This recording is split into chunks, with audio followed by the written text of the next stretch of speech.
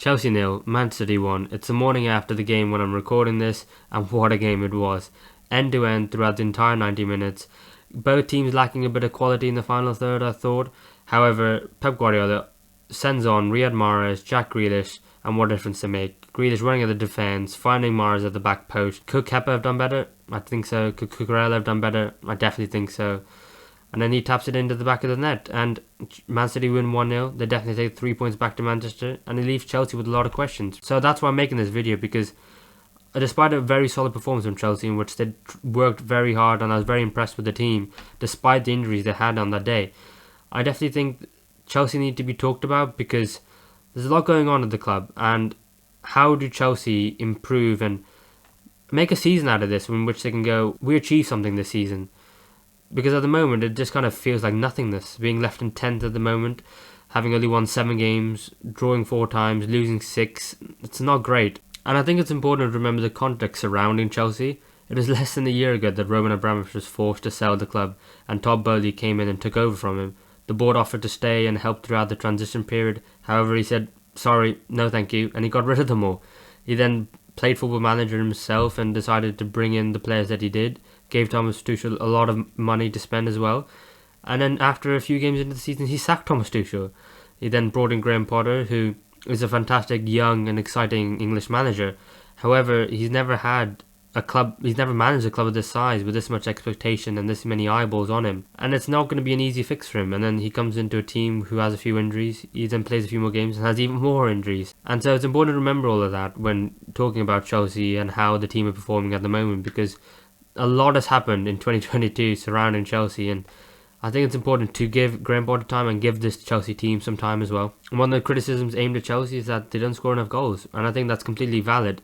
However, you don't score enough goals in your team, and who do you decide to bring in to score those goals? You bring in Pierre-Emerick Aubameyang, who got his contract terminated at Arsenal, and then Barcelona is sold because there were surplus to requirements for them.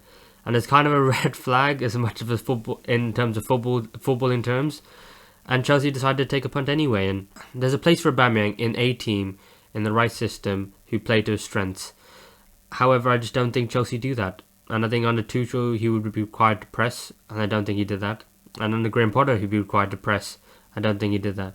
And especially against Manchester City, he got subbed on, and then he got subbed off in the second half, because he was lethargic, he was lazy, he didn't put himself about, he didn't get stuck in.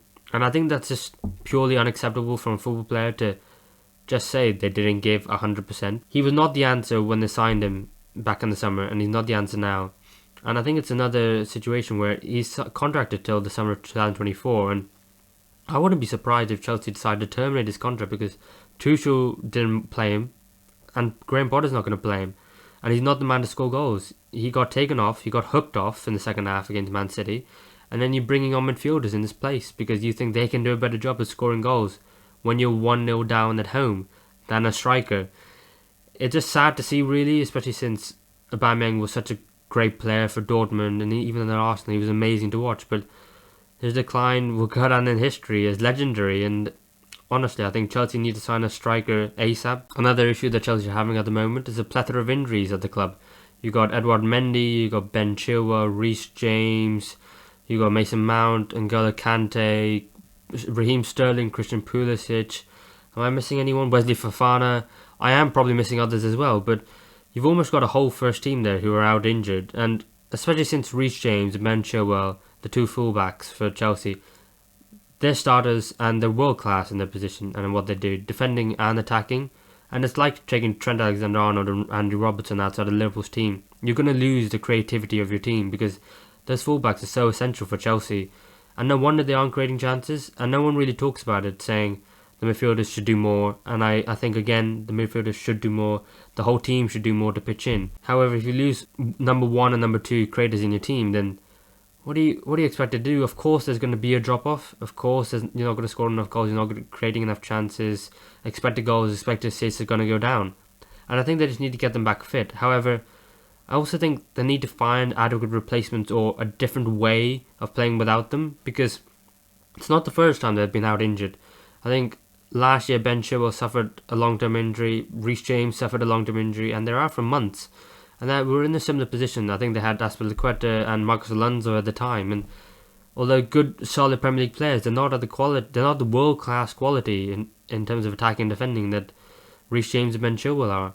And I think Cucurella has been a massive disappointment for me because he came in for a lot of money, definitely overpaid. However, that's not Graham Potter or Thomas Tuchel's fault. Whichever manager you want to put the blame on, but I think that was Todd Bowley's fault for overpaying. Definitely got rid of the board and obviously didn't get advisement. But he had a good season in Spain. He had a great season at Brighton, but then he doesn't seem to fit the back four system because he can't defend as well. And going forward, he's quite alright. But if you can't play in a back four for Chelsea, then I don't think Graham Potter's massively at fault. I definitely think there are some issues that he's creating himself at the club. I think the issue of style and identity is something that he hasn't quite put across to the Chelsea fans or the players yet.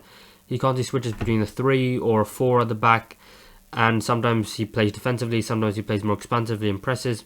And I definitely think it's something he needs to sort out. I think he needs to decide which formation he's going to play, which style of play he's going to play, and then he can start imprinting that on this Chelsea team, because at the moment I think it's just confusing them, constantly switching between formations, and I think it's not doing anyone any good. And I think he needs to choose a hill, and he needs to choose to die on that hill for better or for worse.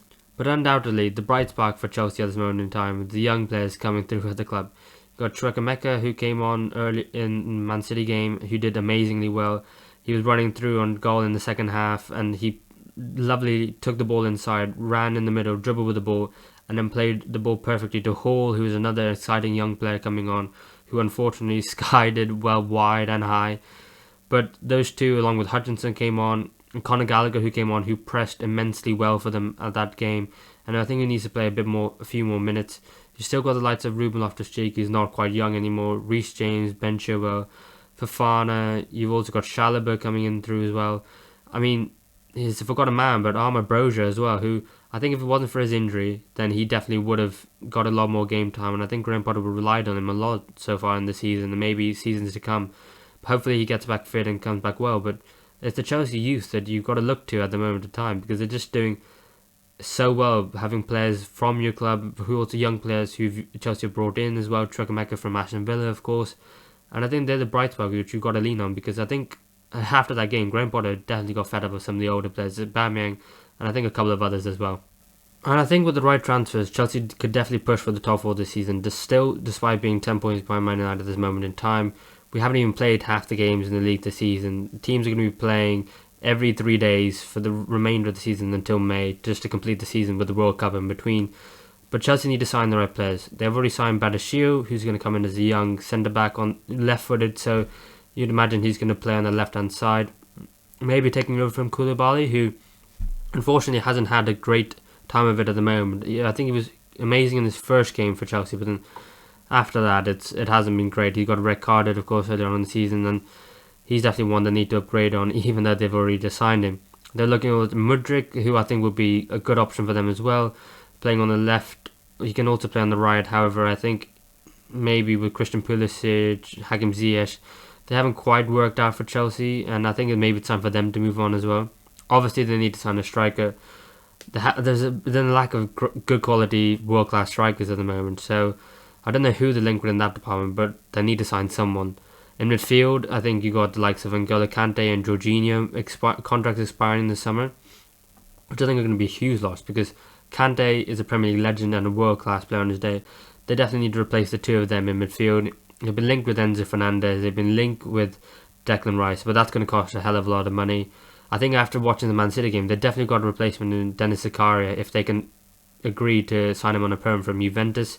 Hopefully that should go through though, because if you look at the situation with Juventus at the moment, with the whole board resigning, the financial situation they find themselves in, there'll be quite a few players I'd imagine who'll be looking to move away. And I'd also say maybe a goalkeeper as well. Kepa's been doing alright since his return into the first team. I don't know how he's managed to be first teamer, get kicked out of the squad under Sarri, and then come back into the team several times, and now he's starting again ahead of Mendy, who hasn't had an amazing year himself, who had an amazing year where he was a great shot stopper, but ever since he started trying to play out with his feet, he's just a calamity of errors have unfolded, and they definitely need to sign players all the way throughout the pitch, and there might be one where they have to lean into the youth again, but after we saw last summer with Todd Bowley, I wouldn't be surprised if Chelsea spent some more money as well. And all in all, I can't see Chelsea doing much this season. I think it's going to be a season of learning for Todd Bowley and Graham Potter, and hopefully they stick together, and hopefully together they can achieve something at Chelsea. I think it's one of those where Man City knocked them out of the League Cup earlier on in the season. They play Man City again in the FA Cup, and after all the injuries, you'd expect Man City to win that game, but you never know. It's football, and Chelsea definitely have the players to hurt City on their day. In terms of the league, 10 points behind Man United. I definitely think they can claw it back if they get the right players in January, and it's a massive if, because they need to then also get the players who are already injured back as well, and then Graham Potter needs to find a system to fit in all of them. I think in the Champions League they're playing Borussia Dortmund. I definitely think they can qualify, and if the draw is a bit favourable, they were early champions 2 years ago, so they can definitely go far and do well in that competition. And I think it would be a great scalp for Graham Potter to try his hand at Champions League football. And in terms of the league, they can catch up to top four, but they need to go on a run. And it's all if, buts, and maybes at the moment. But those are my thoughts on Chelsea. Let me know what you guys think in the comments below, and I'll see you in the next one.